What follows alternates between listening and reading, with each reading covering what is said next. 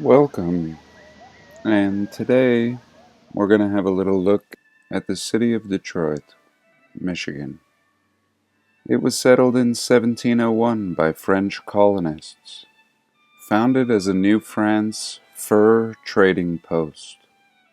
Industrialization drove it into becoming a world-class industrial powerhouse and the fourth largest American city by 1920, due to the auto industry.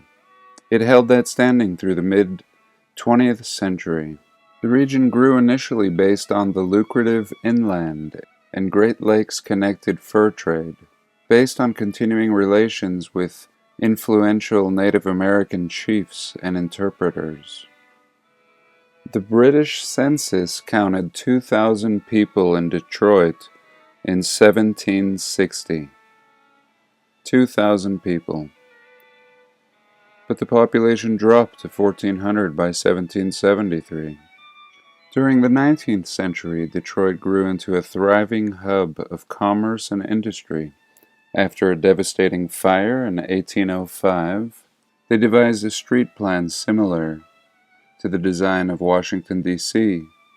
Monumental avenues and traffic circles were planned to fan out in a radial fashion from Campus Martius Park in the heart of the city. This was intended to ease traffic patterns, and trees were planted along the boulevards and parks. Detroit was referred to some as the Paris of the West for its architecture, and Washington Boulevard, recently electrified by Thomas Edison. And here's a little look at a Chauncey Memorial Gate that was constructed in 1894, and a little look at the plan of the town of Detroit, and it looks like a star fort in 1792. Really amazing. 1792. Very interesting star fort, and a very interesting layout to the town.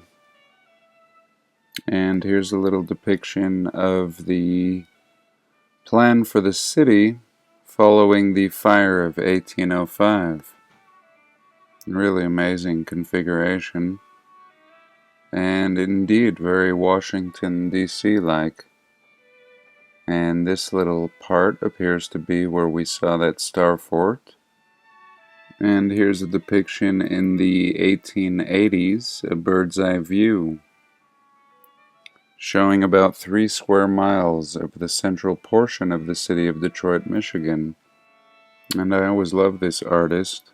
I'm not sure if it's always the same artist that does these bird's eye views, but really fascinating.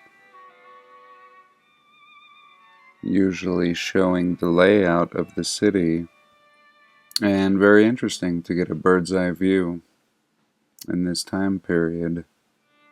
And very similar to what we see in many of these old depictions.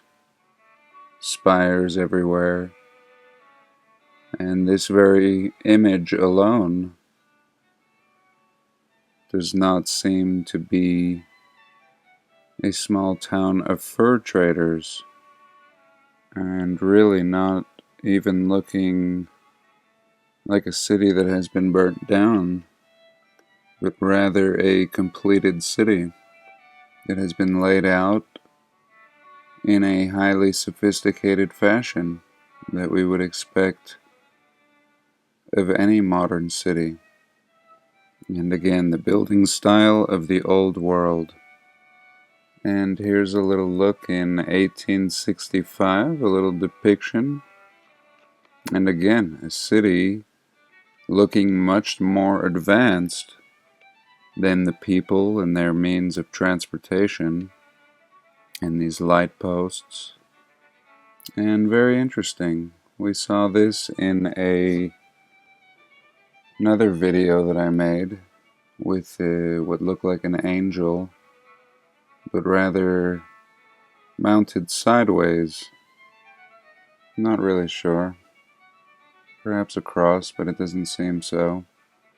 And pre-putting flags on the Antiquitech. Here we see it in its probably original look, and clearly inheritors or reset people. And we have painting on the building, the claiming of the buildings, and the churches, the Catholic Church. And this is a really interesting little museum in Detroit. The Detroit Museum's most beloved signature exhibit, located in the basement of the museum. The streets of old Detroit. In the 1840s, Detroit was a small town of simple buildings and small shops, with a population of about 9,000, leaving the fur trade behind to become a major commercial center in the western wilderness. New transportation methods, namely canals, steamships, and trains, hastened the development of the city. The city roads were often dirt and mud, but main thoroughfares featured cobblestones. In the 1860s, there were 163 manufacturing businesses that employed more than 2,000 men. 14 hardware stores, 7 clothing stores, 8 silversmiths and jewelers, 8 druggists, 3 bookstores, and 4 hotels. Okay. In the 1860s, 4 hotels. So, this little narrative of 4 hotels and 3 bookstores and 14 hardware stores and 2,000 men that were employed does not really seem to match this architecture and this architecture. And here we have the old train station, and I found this really fascinating, an out of commission old train station, and really amazing old world architecture, and already out of commission.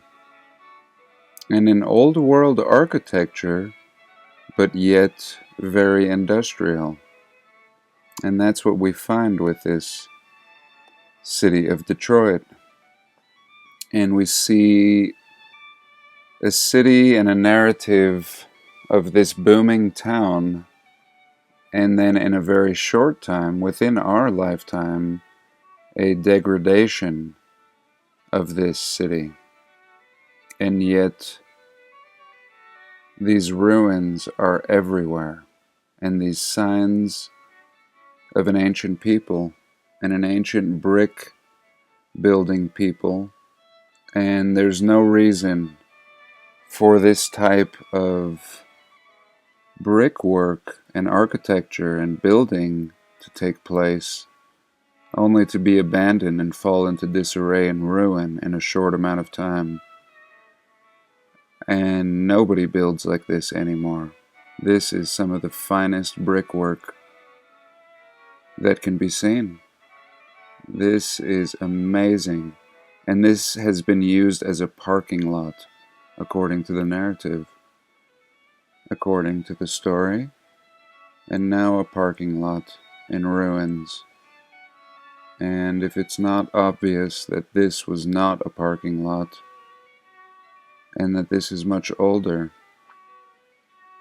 and hence the reason it's fallen into ruin. And very interesting, we can see underneath the columns here, but yet clearly signs of an older people. And this city is currently a city that seems to be going downhill, and yet at one point appears to have been one of the most beautiful cities. And very interesting, here they make the claim to being founded in 1701. And again, the narrative tells us the French were originally here, but this This doesn't make any sense.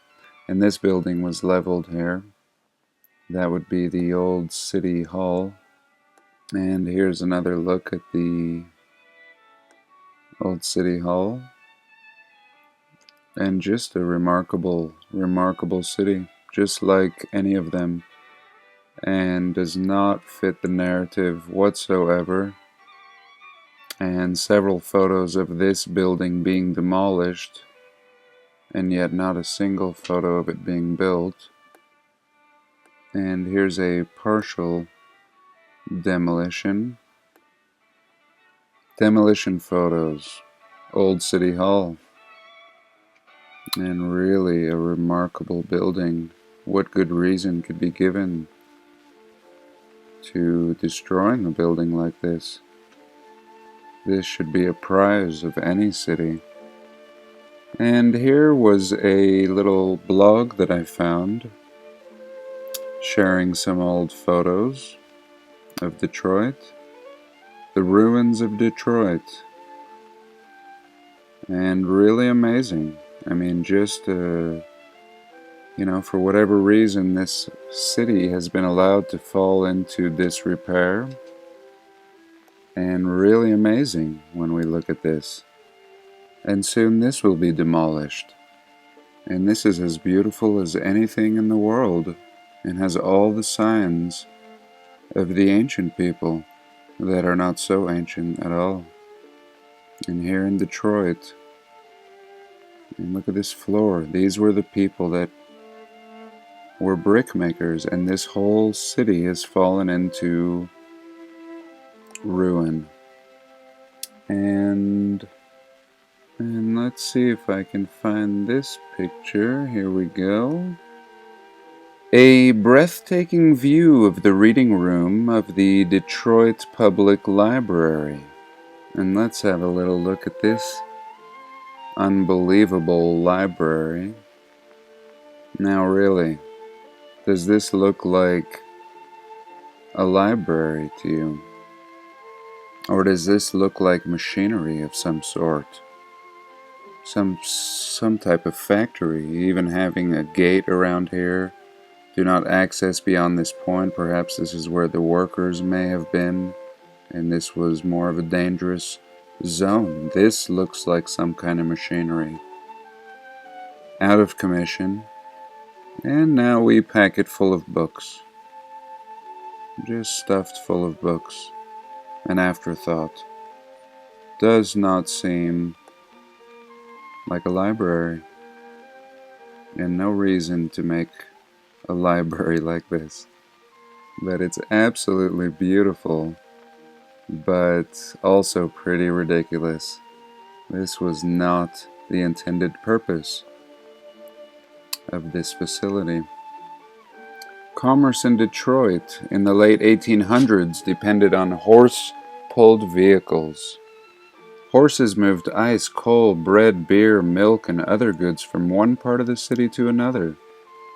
The Detroit Creamery employed a stable of hundreds of horses to move its dairy products to homes, hotels, and restaurants throughout the city.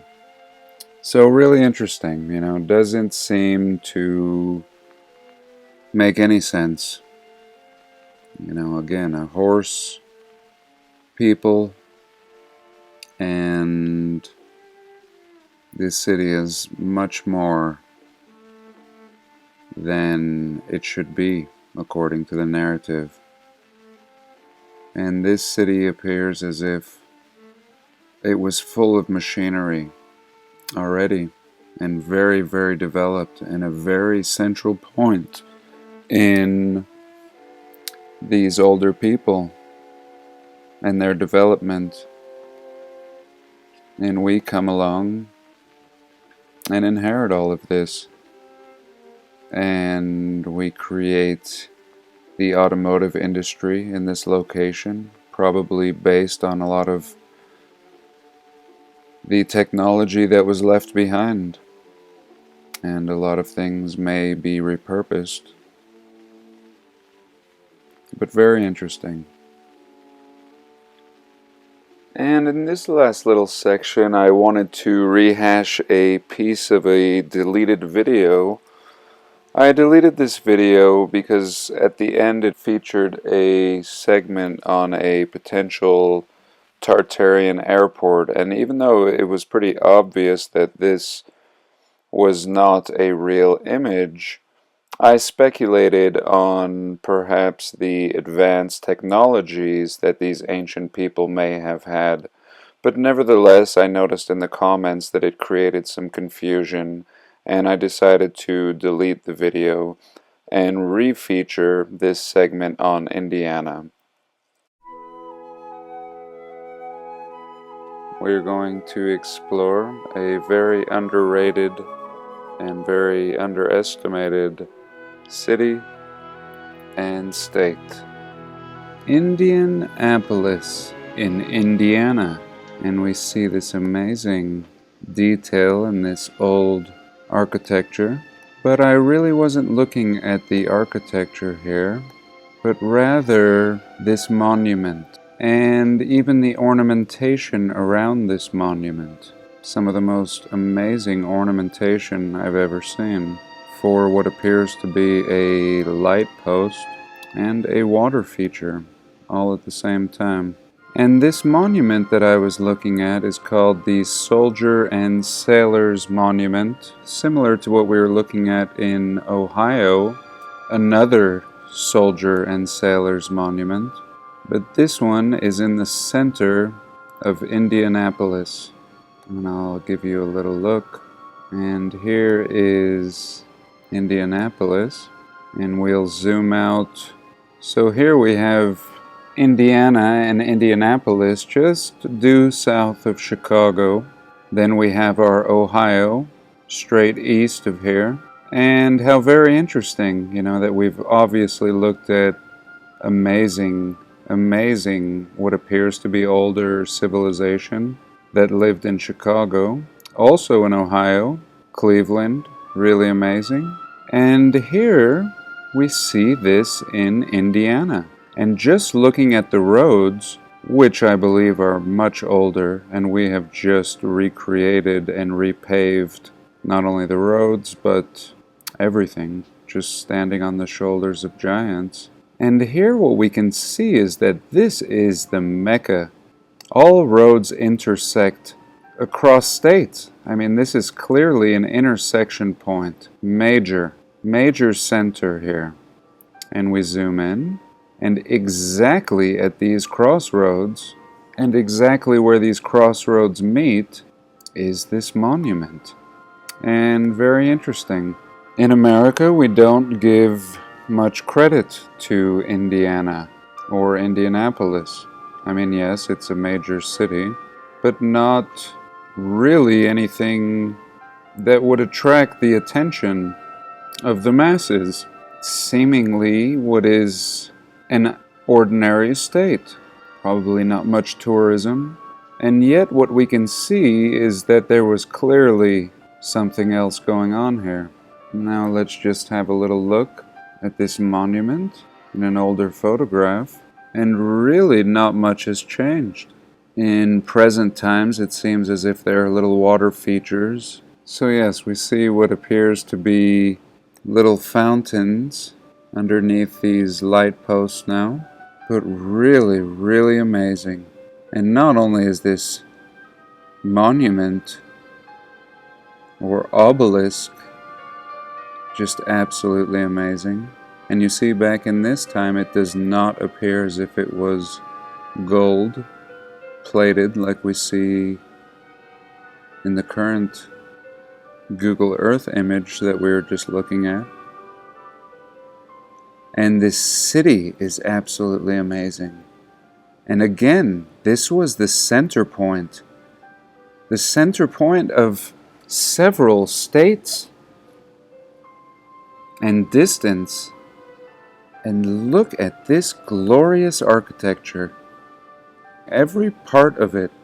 Look in the background here, and this whole strip here. Just completely blown away is what I am. Look at this place. Antiquitech, and there was something else going on here.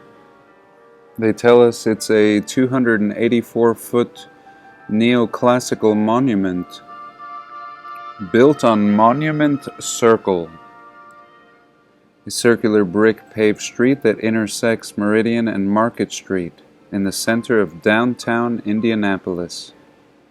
It was designed by German architect Bruno Schmitz and built over the period of 13 years, between 1888 and 1901. Design and construction.